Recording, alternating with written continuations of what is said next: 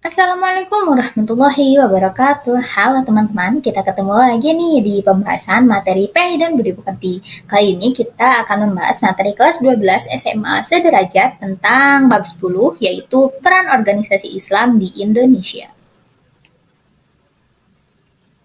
Yang pertama, yaitu peranan ulama Islam pada masa Perang Kemerdekaan. Peranan ulama Islam Indonesia pada masa Perang Kemerdekaan terbagi menjadi dua macam. Yang pertama, membina kadar-kadar umat Islam melalui pesantren dan aktif dalam pembinaan masyarakat. Dan yang kedua, turut berjuang secara fisik sebagai pemimpin perang.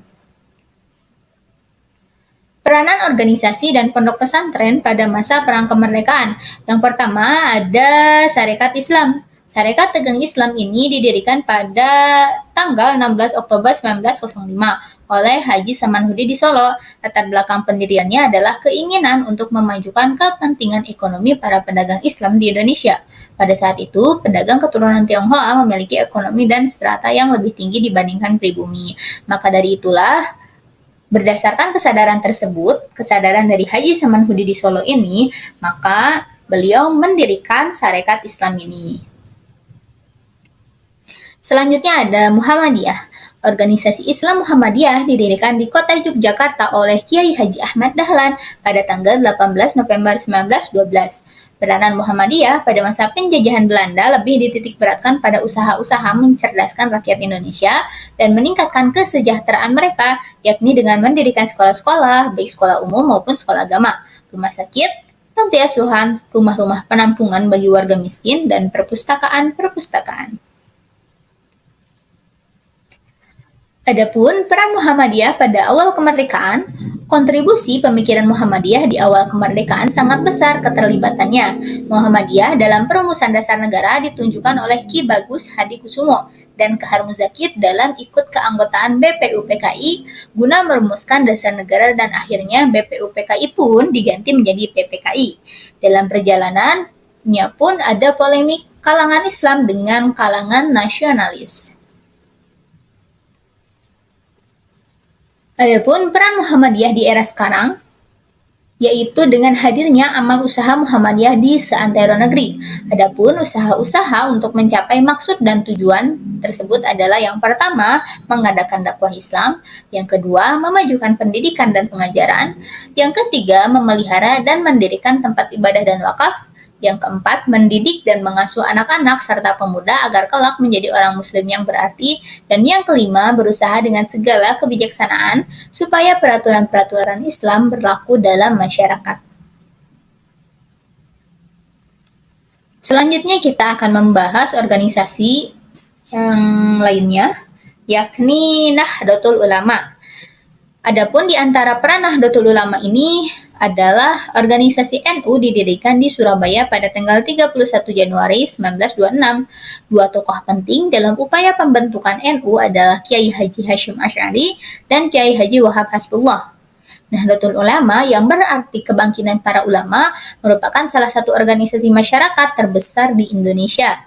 Sebelum berdirinya organisasi NU, terdapat beberapa organisasi yang muncul sebelumnya, seperti Nahdlatul Wathon pada tahun 1914 dan organisasi Taswirul Afkar pada tahun 1918 yang sama-sama didirikan di Surabaya. Selanjutnya adalah peran NU dalam memperjuangkan kemerdekaan Indonesia. Peran NU pada masa awal pendirian yakni diantaranya mendirikan banyak madrasah dan pesantren, mendirikan lembaga mu'arif pada tahun 1938, guna mengkoordinasi kerjasama dalam kegiatan pendidikan. Selanjutnya mendirikan koperasi pada tahun 1929 di Surabaya. Adapun peran NU pada masa pemerintahan Jepang yang pertama menjadikan Kiai Haji Hasyim Asy'ari sebagai ketua Sumubu atau kepala kantor urusan agama. Sebagian besar tokoh NU dijadikan pengurus seperti Kiai Haji Hasyim Asy'ari yang diangkat sebagai ketua pertama Masyumi dan juga Wahab Hasbullah yang diangkat sebagai penasihat Dewan Pelaksana. Kemudian, para pendiri NU juga berperan menjadi anggota BPUPKI. Adapun peranan NU dan perjuangan NU pada masa kemerdekaan. Yang pertama, mengeluarkan resolusi jihad. Resolusi jihad boleh adik-adik search di Google. atau di mesin penelusuran. Kemudian NU dalam tubuh Masyumi, NU sebagai partai politik, NU membentuk Liga Muslimin Indonesia, NU dalam pemilu 1955, menumpas gerakan PRRI, dan menerima UUD 1945 sebagai konstitusi. Adapun peran dan perjuangan NU pada masa Orde Lama. Yang pertama, NU menerima konsep demokrasi terpimpin, dan yang kedua, NU menuntut pembubaran PKI. Selanjutnya, peran NU pada masa Orde Baru. Yang pertama, kebijakan penyederhanaan partai, dan yang kedua, NU kembali ke Hitah pada tahun 1926. Selanjutnya, kita akan membahas organisasi Persis atau Persatuan Islam. Persatuan Islam didirikan tepatnya pada tanggal 12 September tahun 1923 Masehi di Bandung, Jawa Barat oleh sekelompok orang Muslim yang pada saat itu berminat pada studi dan aktivitas keagamaan yang dipimpin oleh Zamzam dan Muhammad Yunus.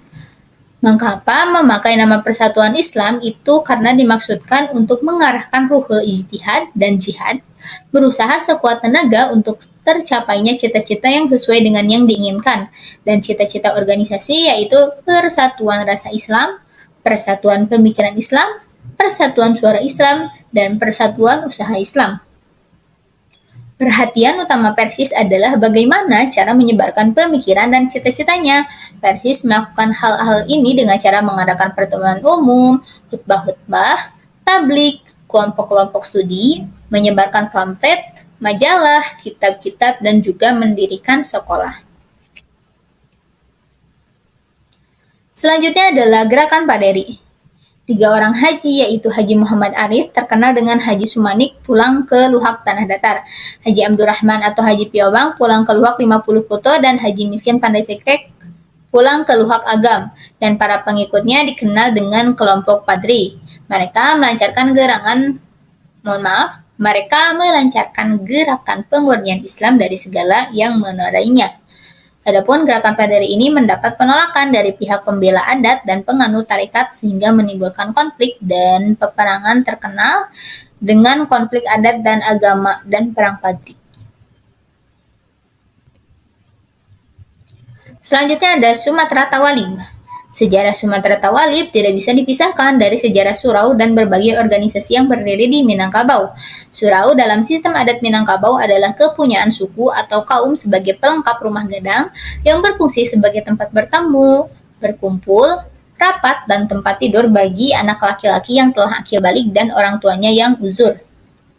Dan orang tua yang uzur. Setelah masuknya Islam, fungsi surau semakin berkembang sebagai tempat pendidikan Islam, yaitu dimulai dari pengajian Al-Quran, kajian tafsir, fikih, nahwu, shorof, rukun Islam, rukun iman, ibadah, dan akhlak. Selanjutnya ada Nahdlatul Watan. Maulana Syekh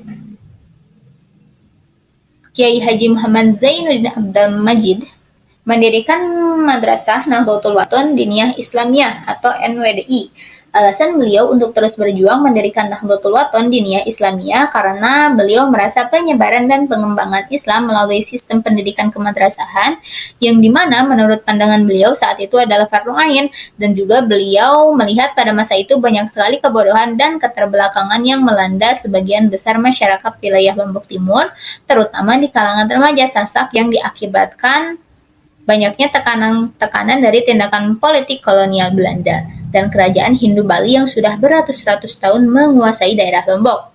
Landasan argumentasi Nahdlatul Watan menganut akidah Ahlus Sunnah wal Jamaah ala mazhabi al-Imam al-Syafi'i. Selanjutnya ada Matlaul Anwar. Matlaul Anwar didirikan oleh Kiai Haji Muhammad Yasin di Manes, Jawa Barat. Organisasi ini banyak bergerak dalam bidang pendidikan, sedang dalam bidang perjuangan melawan penjajah banyak disalurkan lewat syarikat Islam. Baik, cukup sekian pembahasan kita kali ini mengenai peran organisasi Islam.